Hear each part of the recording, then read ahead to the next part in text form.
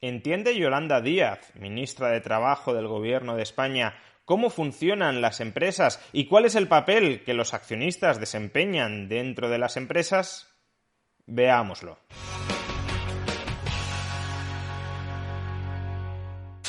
Escuchemos a la nueva lideresa de Unidas Podemos y, a su vez, ministra de Trabajo del Gobierno de España, Yolanda Díaz, describir cómo funcionan las empresas modernas y cuál es la influencia que tienen los accionistas sobre ellas. En una economía profundamente financiarizada, las decisiones que se toman en los accionistas de una empresa... Lo siento, pero no puedo resistirme a detener aquí el vídeo para remarcar que hablar de las decisiones que se toman en los accionistas de la empresa pues es una expresión totalmente incorrecta. Serán las decisiones que toman los accionistas de la empresa, las decisiones que son tomadas por los accionistas de la empresa, las decisiones que se toman entre los accionistas de la empresa o las decisiones que se toman en la Junta General de Accionistas, pero no las decisiones que se toman en los accionistas de la empresa, que es algo que no tiene ningún significado ni ningún contenido. En todo caso, pongamos de nuevo el vídeo desde el comienzo.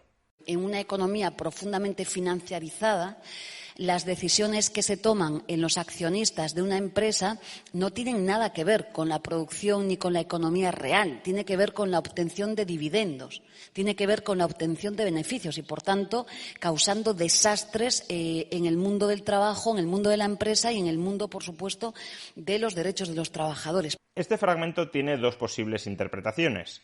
Lo que realmente ha dicho la ministra, que es un completo disparate, como ahora vamos a ver, y lo que se supone que quiso decir la ministra, que sigue siendo un disparate, pero al menos tendría algo más de sentido. En primer lugar, ¿qué es exactamente lo que ha dicho la ministra? Pues vuelvo a colocar el fragmento exacto donde creo que se contiene el más claro disparate. Las decisiones que se toman en los accionistas de una empresa no tienen nada que ver con la producción ni con la economía real. ¿Cómo que las decisiones que toman los accionistas en una empresa no tienen nada que ver ni con la producción ni con la economía real? Si los accionistas son los que deciden cuánto se invierte, es decir, cuántos medios de producción se adquieren, los accionistas son los que deciden cómo se organizan esos medios de producción, ya sea decidiéndolo directamente o al menos nombrando a un gestor que es el que lo decide, pero los accionistas nombran al gestor y, por tanto, al nombrar al gestor, claro que esa decisión, elegir a un gestor o a otro, tiene que ver con las decisiones organizativas que se toman dentro de la empresa. Los accionistas son los que deciden hacia dónde se orienta la empresa, hacia qué sector, hacia qué otro sector. Tienen que validar decisiones estratégicas, como si su empresa compra a otra compañía, o como si su empresa es comprada por otra compañía, o sobre si dos empresas se fusionan y por tanto mezclan sus medios de producción y los reorganizan en una determinada dirección, etc. Decir que los accionistas y las decisiones que toman los accionistas no tienen nada que ver con la organización de los medios de producción y por tanto con la producción y por tanto con la economía real, pues como digo, es un absoluto disparate. Bien, pero apliquemos el principio de caridad interpretativa y supongamos que Yolanda Díaz no ha dicho o no ha querido decir lo que realmente ha dicho. Supongamos que lo que quería decir Yolanda Díaz, y sinceramente creo que quería decir lo siguiente, al margen de que no lo haya dicho, es que los accionistas se despreocupan del bienestar del resto de la sociedad, que a los accionistas lo único que les preocupa es maximizar sus ganancias. Cómo se maximicen esas ganancias les da absolutamente igual y por tanto no se puede dejar el control material de las empresas en las manos de unas personas que solo miran por maximizar sus ganancias, caiga quien caiga. ¿Es esto correcto? Pues tampoco. Los accionistas, en primer lugar, se tienen que preocupar por generar valor para el consumidor. Los accionistas solo van a ganar dinero, solo van a maximizar sus ganancias si consiguen vender al mayor precio posible las mercancías que producen. Y para conseguir vender al mayor precio posible las mercancías que producen, han de generar el mayor valor posible para los consumidores, porque solo en ese caso los consumidores estarán dispuestos a comprarles a un alto precio las mercancías que venden. Es verdad que puede haber otras estratagemas menos legítimas para intentar maximizar sus ganancias, como por ejemplo convertirse en vendedores monopolistas de una mercancía de tal manera que el consumidor no tenga otra alternativa que pasar por las horcas caudinas de ese empresario, de ese productor de mercancías. Pero mientras prevalezca el principio de libertad de entrada en el mercado, es decir, mientras el Estado no otorgue monopolios legales a ninguna empresa, congraciándose con ese empresario para que haya un intercambio de favores, tú me das un privilegio político y yo te transfiero determinado apoyo mediático o económico, mientras subsista la libertad de entrada, mientras se respete el mercado libre, habrá opción de que otros empresarios aparezcan para competir con el anterior, si es que el anterior no está prestando, no está ofreciendo un servicio suficientemente valioso para el consumidor, y hay otras personas que consideran que son capaces de hacerlo mejor que el empresario, que el accionista, más en general, incumbente. Es decir, que en un mercado competitivo los beneficios empresariales, los beneficios de los que se apropian los accionistas, esa variable que según Yolanda Díaz están tan obsesionados con maximizar, los beneficios empresariales en un mercado competitivo son un proxy del valor generado para otras personas, más en concreto para los consumidores. Maximizando el valor de los consumidores se maximizan beneficios, que es en parte lo que queremos. Distinto es el tema de qué sucede con los trabajadores de esa empresa. Ahí Yolanda Díaz sí podría tener un cierto punto de razón. Al empresario lo que le interesa es maximizar beneficios y para eso tiene que maximizar el valor que genera para el consumidor. No necesariamente el valor que retiene, que obtiene, que consigue, que captura el trabajador dentro de esa organización empresarial. O dicho de otra manera, una empresa podría tratar muy bien a los consumidores al tiempo que trata muy mal a sus trabajadores.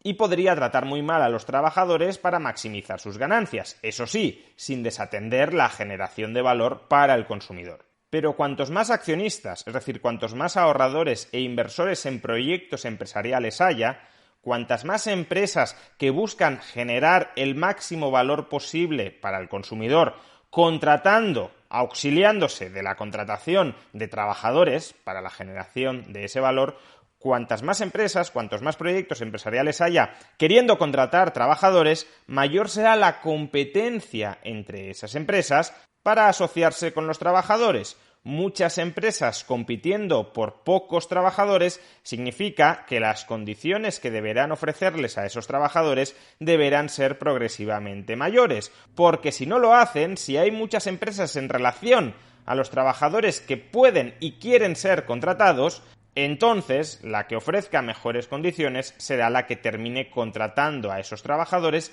que son instrumentales para producir mercancías y que por tanto son instrumentales para maximizar beneficios. Dicho de otra manera, la figura del accionista no es enemiga de la figura de un trabajador bien remunerado.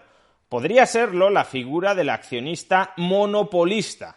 Es decir, si en un mercado solo hay un accionista o solo hay una empresa que se convierte en un monopsonio frente a la demanda de trabajadores, ahí claro que esa empresa monopsonista y ese accionista único puede terminar ofreciendo condiciones laborales muy malas o muy precarias a los trabajadores porque tienen la sartén por el mango. Es la única empresa que contrata y hay trabajadores muchos que quieren ser contratados.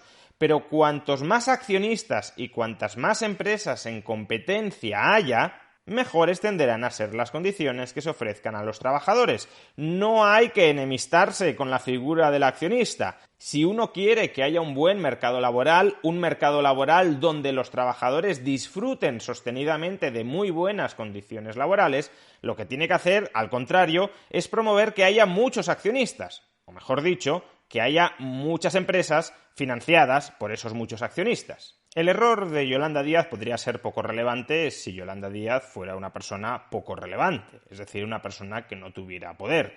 Desde luego hay muchas personas dentro de nuestra sociedad que adoptan perspectivas ideológicas similares a las de Yolanda Díaz en este fragmento. El problema es que Yolanda Díaz es ministra de Trabajo y, por tanto, impulsa normativas que afectan directa o indirectamente a los accionistas. Y si una persona como ella tiene una perspectiva ideológica donde el accionista es el enemigo a batir, es el que no pinta nada dentro de la economía, más allá de querer maximizar ciegamente beneficios maltratando a los trabajadores, pues entonces terminará aprobando legislaciones que desalienten, que desincentiven, que expulsen a los accionistas. Y cuantos menos accionistas haya, es decir, cuantas menos empresas nuevas se creen compitiendo dentro de la economía, peores serán las condiciones en el mercado laboral. En cambio, si otra persona tiene una visión positiva de los accionistas y entiende que lo que hay que hacer no es expulsarlos, sino atraerlos, que lo que hay que hacer no es crear un marco institucional que sea un infierno para las empresas, sino un marco institucional donde las empresas puedan florecer y cada vez sean más empresas las que florezcan y compitan entre ellas por generar tanto un mayor valor para los consumidores cuanto se peleen entre ellas, compitan entre ellas por contratar a los trabajadores ofreciéndoles mejores condiciones laborales. Si una persona entiende eso, tratará de impulsar normativas que sean amigables no con las empresas establecidas, sino con la generación, con la aparición, con la importación de nuevas empresas que compitan todas ellas entre sí. Por desgracia, ya acabamos de comprobar que sufrimos una ministra de Trabajo que tiene una muy mala y escasa comprensión de las dinámicas económicas, empresariales y laborales. Las ideas y las malas ideas tienen consecuencias, sobre todo cuando esas ideas y malas ideas están en la cabeza de unos políticos que nos terminan haciendo, a nosotros y al empresariado, la vida imposible con sus ocurrencias antieconómicas.